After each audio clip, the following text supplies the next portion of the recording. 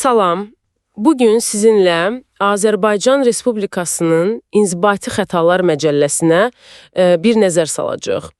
Bilirəm, adı biraz qorxuducu gəlir, həcmli sənəddir. Hə, elədir. Amma gəlin birlikdə baxaq, görək əslində nədir? Sizin üçün, yəni bizim üçün gündəlik həyatda nə anlam daşıyır, hansı maraqlı tərəfləri var? Çalışacağıq ki, ən vacib məqamları sadə dildə izah edək. Bəli. Başlayaq ondan ki, bu məcəllə, belə deyək, göydən düşməyib. Bunun əsasları var. Əsasları. Hə, yəni birbaşa konstitusiyamıza söykənir, beynəlxalq hüququn prinsiplərinə əsaslanır. Bu, onun, necə deyim, hüquqi çəkisini göstərir. Başa düşdüm. Bəs məcəllənin özünün quruluşu necədir? İçində nə var? Quruluşu sadədir əslində. İki böyük hissə, ümumi və xüsusi. Ümumi və xüsusi. Bəli. Ümumi hissədə daha çox təməl məsələlərdir, prinsiplər nədir, məsuliyyət nə deməkdir, hansı cəzalar, yəni tənbihlər var. Xüsusi hissə isə artıq konkret xətalara gedir. Məsələn, kiminsə əmlakına zərər vurmaq və ya deyək ki, yol hərəkəti qaydasını pozmaq. O prinsiplər deyəndə nə kimi prinsiplər var? Vacibdirmi onlar? Əlbəttə vacibdir. Əsas prinsiplər, məsələn, insan hüquqlarına hörmət. Sonra qanunçuluq, yəni məcəllədə yazılmayan bir şeyə görə cəza verilə bilməz. Və ən məşhuru, yəqin ki, təqsirsizlik prezumsiyası. Aha, bu çox eşidilir. Nə deməkdir tam olaraq? O deməkdir ki, sizin təqsiriniz sübuta yetirilməyincə siz təqsirsiz sayılırsınız. Yəni kimsə deməlidir ki, bax bu adam bu qaydanı pozub və bunu sübut etməlidir. Əks halda siz təmizsiniz. Bu çox vacibdir. Həqiqətən vacibdir. Bəs yaxşı, İnzibati xəta özü nədir? Nə vaxt sayılır ki, kimsə inzibati xəta törədib? İnzibati xəta, deməli, qanuna zidd bir əməldir. Ya hərəkətdir, ya da hərəkətsizlik. Və təqsirli olmalıdır, yəni bilərəkdən və ya ehtiyatsızlıqdan törədilməlidir. Ən əsası da, məhz bu məcəllədə həmin əmələ görə bir məsuliyyət, yəni tənbih nəzərdə tutulmalıdır. Amma yəqin istisnalar da var.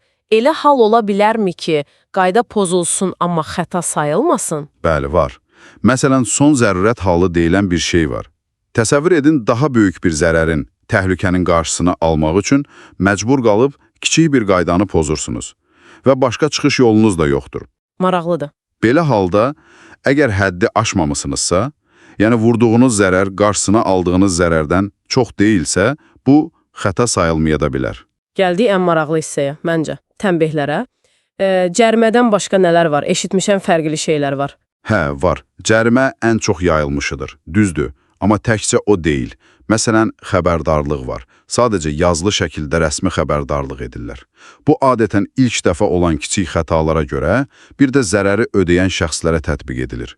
Bəs daha ciddi olanlar, məsələn, ictimai işlər, bu nədir? İctimai işlər. Bu, məhkəmənin təyin etdiyi pulsuz işlərdir. Cəmiyyətə faydalı işlər görməlisiniz. 60 saatdan 240 saata qədər çəkə bilər. Gündə 4 saatdan çox olmamaq şərti ilə. Pulsuz iş. Bəli. Və burada çox maraqlı bir texnoloji məqam var. Bəzən bu işləri görən şəxslərə elektron nəzarət vasitəsi taxılır. Yəni bildiyimiz elektron qandal. Vay, elektron qandal. İnzibati xətaya görə bu ciddidir. Hə, onların harada olduğunu izləmək üçün. Bəli, bu tənbih növü ilə birgə tətbiq oluna bilir. Bəs xaricilər üçün, əcnəbilər üçün fərqli bir şey varmı? Var. Əcnəbilər və vətəndaşlığı olmayan şəxslər müəyyən xətalara görə ölkədən çıxarıla bilər. İnzibati qaydada. Bu o deməkdir ki, 1 ildən 5 ilə qədər Azərbaycana gələ bilmirlər.